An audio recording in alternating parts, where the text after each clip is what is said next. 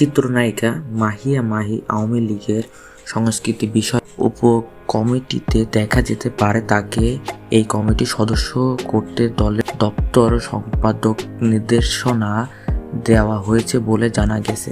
আজ শুক্রবার সন্ধ্যায় আওয়ামী লীগের সভানেতা ধানমন্ডি রাজনৈতিক কার্যালয়ের সাধারণ সম্পাদক ওবায়দুল কাদের এর সঙ্গে দেখা করতে যান এই চিত্রনায়িকা। তখন রাজনৈতিক করার ইচ্ছা প্রকাশ করে মাহিয়া মাহি। এই সূত্রে জানা গেছে, মাহিয়া মাহি দলের সাধারণ সম্পাদক ওবায়দুল কাদের সঙ্গে দেখা করে এলাকায় রাজনৈতিক কর্মকাণ্ডে নিজেকে সক্রিয় রাখার ইচ্ছা প্রকাশ করেন। তখন দলের সাধারণ সম্পাদক ওবায়দুল কাদের উপস্থিত দপ্তর সম্পাদক ব্যারিস্টার বিপুল বড়ুয়াকে বলেন, সামনে উপকমিটি হবে, তাকে যে কোনো উপকমিটিতে রেখে দাও।